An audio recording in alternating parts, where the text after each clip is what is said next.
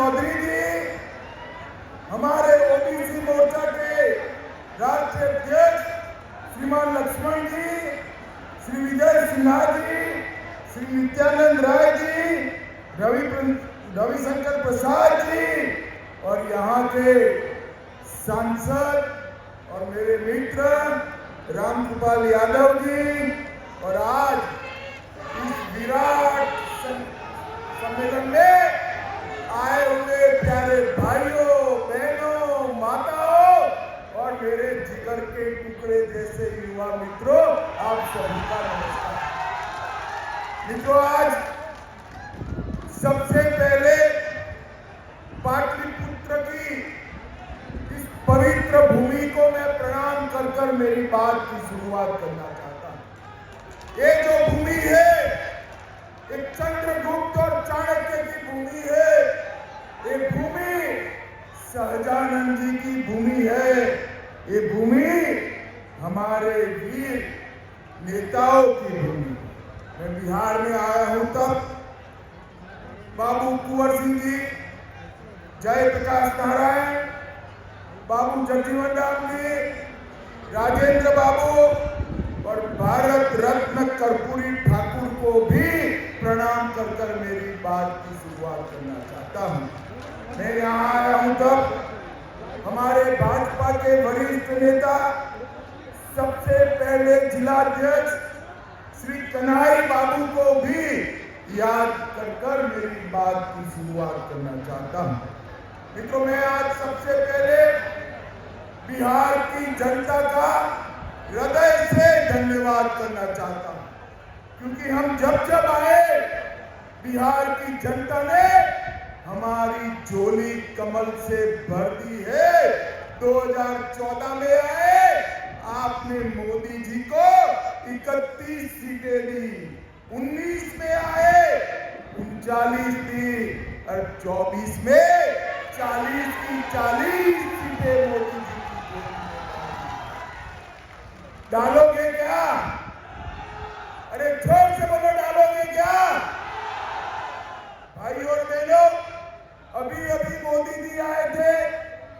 2 लाख करोड़ से ज्यादा विकास की योजनाओं का उद्घाटन और लोकार्पण देश भर में मोदी जी किए।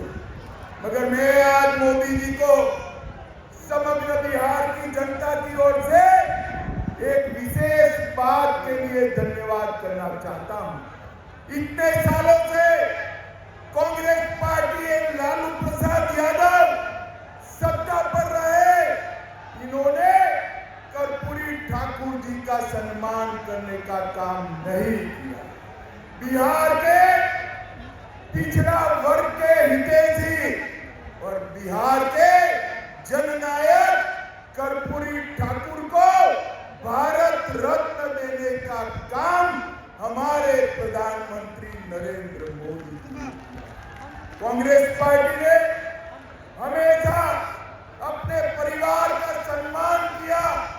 लालू जी भी पूरा जीवन पिछड़ों के नाम पर परिवार के लिए जिए।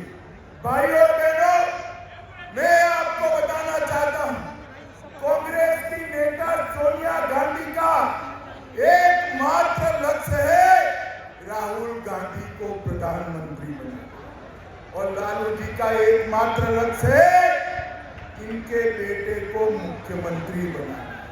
मुझे बताओ, जो आप अपने बेटे बेटियों को प्रधानमंत्री मुख्यमंत्री बनाना चाहते हो, वो आपके बेटे बेटियों का भला कर सकते हैं क्या? जोर से बोलिए, कर सकते हैं क्या? पिछड़ा वर्ग का, अति पिछड़ा वर्ग का, दलित का, गरीब का अगर कोई भला कर सकता है तो केवल और केवल नरेंद्र मोदी जी और भारतीय जनता पार्टी कर सकती है। इसलिए हमने कई प्रकार के काम गरीबों के लिए करना किया है। मित्रों, नरेंद्र मोदी जी ने 10 साल के अंदर पिछड़ा वर्ग के लिए, अति पिछड़ा वर्ग के लिए ढेर सारे काम।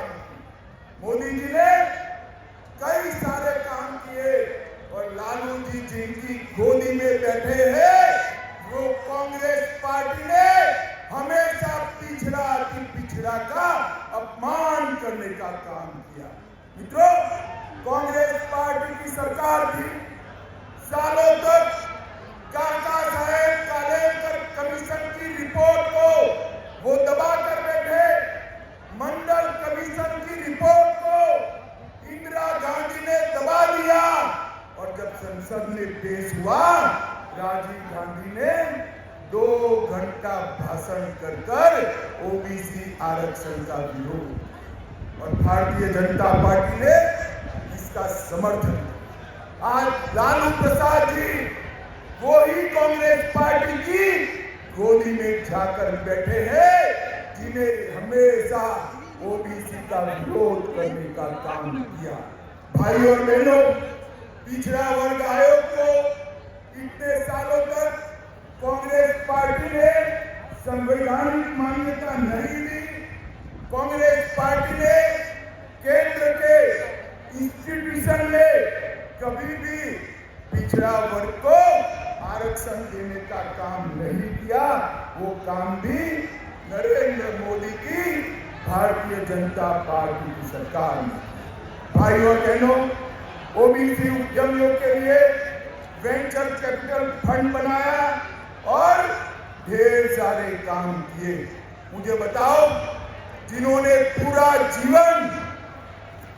जीवन पिछड़ा अति पिछड़े का विरोध किया है वो कांग्रेस पार्टी की गोदी में बैठे हुए लालू प्रसाद जी आपका भला कर सकते हैं क्या? जोर से बोलिए, कर सकते हैं क्या? वो एक ही काम कर सकते हैं, पिछड़ा और अति पिछड़ा की भूमि हथियाने का काम, गरीबों की भूमि हथियाने का काम। मगर मैं आज इस मंच से लालू प्रसाद जी की पार्टी को चेताने आया हूं, बिहार में फिर से डबल इंजन की सरकार बन गई है। भूमाफियाओं को उल्टा लटका कर सीधा करने का काम ये भारतीय जनता पार्टी की सरकार। हमारी सरकार बनने के बाद हमारी डबल इंजन सरकार एक कमेटी गठन करेगी जिन्होंने गरीबों की भूमि कब्जाई है। इसके लिए एक कमेटी कठोर कार्यवाही करेगी और जेल की सलाखों के पीछे डालने का काम। लालू जी, आप कितना भी कर लो, आप इस प्रदेश के, बिहार जैसे प्रदेश के पिछड़ा को बरगला नहीं सकते। मित्रों, आपने मोदी जी को 2 टर्म शासन करने का मौका दिया। मोदी जी ने देश के अर्थतंत्र को 5वें नंबर पर पहुंचा। मोदी जी आपका आशीर्वाद मांग रहे हैं दुनिया की तीसरी बड़ी ताकत बनने के लिए। मोदी जी आपका आशीर्वाद मांग रहे हैं आत्मनिर्भर भारत बनाने के लिए, विकसित भारत बनाने के लिए। और ये लोग आपका वोट मांग रहे हैं, ये लोग आपका वोट मांग रहे हैं अपने कुंबे का भला करने। मुझे बताओ, एक और देश के 25 करोड़ लोगों को गरीबी की रेखा से बाहर निकालने वाले मोदी जी हैं। 80 करोड़ लोगों को प्रति व्यक्ति प्रति माह 5 किलो अनाज मुफ्त में देने वाले मोदी जी हैं। 12 करोड़ गरीबों को घर में शौचालय देने वाले मोदी जी हैं। 4 करोड़ गरीबों को घर देने वाले प्रधानमंत्री मोदी जी है। 10 करोड़ गरीब माताओं को उज्ज्वला का सिलेंडर देने वाले प्रधानमंत्री नरेंद्र मोदी है। 14 करोड़ गरीबों के घर में नल से जल पहुंचाने वाले प्रधानमंत्री नरेंद्र मोदी है। और अब बिहार के करोड़ों लोगों को, अभी मुझे सम्राट चौधरी बता रहे थे, 1 करोड़ लोगों को कार्ड बांट दिया 2 महीना में। 1 करोड़ परिवार मतलब 6 करोड़ लोगों को 5 लाख तक का स्वास्थ्य का पूरा खर्चा नरेंद्र मोदी जी ने फ्री ऑफ कॉस्ट कर दिया है, मुफ्त। और किसी भी गरीब के घर में बीमारी आती है तो इसको कोई चिंता करने का जरूरत नहीं है। भाई और बहनों, एक विश्वकर्मा योजना लाए। लगभग 20 प्रकार के कामकाज करने वाले विश्वकर्मा भाइयों को 5% से रियायती ब्याज पर 1 लाख रुपया, 2 लाख रुपया और 15,000 का किट देने का काम भी भारतीय जनता पार्टी की सरकार करने वाली है। भाई और बहनों, ये आरजेडी और कांग्रेस दोनों घपला घोटाला करने वाली है। मैं बताता हूं, आरजेडी के चारा घोटाला किया, वर्दी घोटाला किया, पाइप घोटाला किया, मेगा घोटाला किया, रेलवे के होटल के आवंटन का घोटाला किया, बालू घोटाला किया और बेनामी संपत्ति बेटे बेटियों के नाम से अरबों रुपयों की जब्त। मित्रों, कांग्रेस ने भी कोयला घोटाला, कॉमनवेल्थ घोटाला, 2G घोटाला, ऑगस्टा वेस्टलैंड घोटाला, लैंड फॉर जॉब घोटाला, बॉफोर्स घोटाला, शारदा चिट फंड करने का काम भी कांग्रेस ने किया। और मोदी जी एक गरीब के घर से आया हुआ आदमी, एक चाय बेचने वाले गरीब का बेटा आज देश का प्रधानमंत्री बना है। इतने साल हो गए, 23 साल से मुख्यमंत्री प्रधानमंत्री है मोदी जी। उन पर 25 पैसे का भ्रष्टाचार का आरोप हमारे विरोधी भी नहीं लगा सकते। इस प्रकार का शासन नरेंद्र मोदी। अंत में भाई और बहनों, मोदी जी को एक तीसरा मौका दीजिए, 400 पार कराइए। मैं आपको विश्वास दिलाता हूं, गरीबी से मुक्त भारत बनाने का काम नरेंद्र मोदी जी करेंगे। पिछड़ा अति पिछड़ा का कल्याण नरेंद्र मोदी जी करेंगे।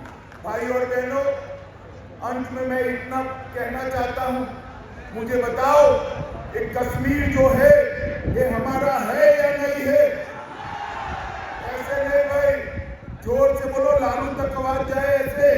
ये कश्मीर हमारा है या नहीं है? धारा 370 हटनी चाहिए थी या नहीं हटनी चाहिए थी?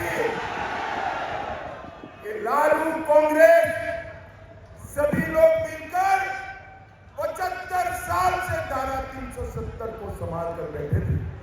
आपने मोदी जी को दूसरी बार प्रधानमंत्री बनाया।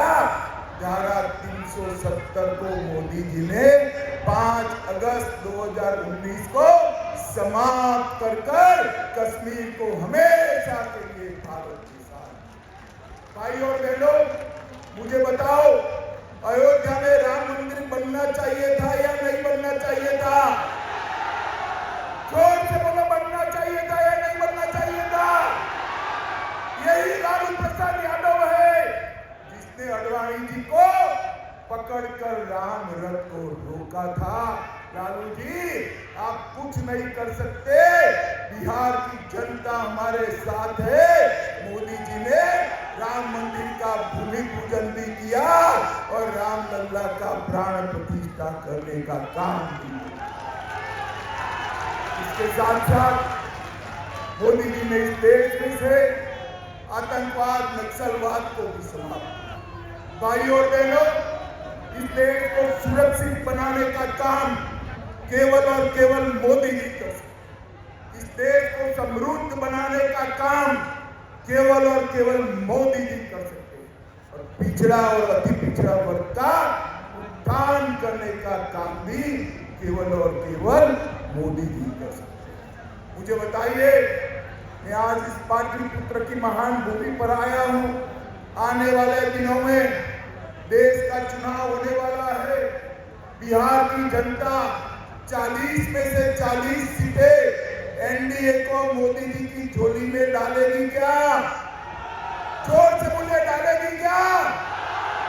मोदी जी को तीसरी बार प्रधानमंत्री बनाएंगे क्या? को तीसरी बार प्रधानमंत्री बनाने के साथ साथ 400 पार कराएंगे क्या? जोर से बोलो, कराएंगे क्या? तो मेरे साथ दोनों हाथ उठाइए, उठाइए दोनों हाथ, विजय में संकल्प की मुट्ठी दीजिए और प्रचंड आवाज से बोलिए, भारत माता की, भारत माता की, वंदे वंदे, बोलिए जय श्री राम, जय जय श्री राम। बहुत बहुत धन्यवाद, आपका आशीर्वचन प्राप्त हुआ। अब हम धन्यवाद ज्ञापन के लिए ओबीसी मोर्चा के प्रदेश अध्यक्ष बलराम भाई से आग्रह करके कहा और धन्यवाद ज्ञापन करें। बलराम मंडल जी।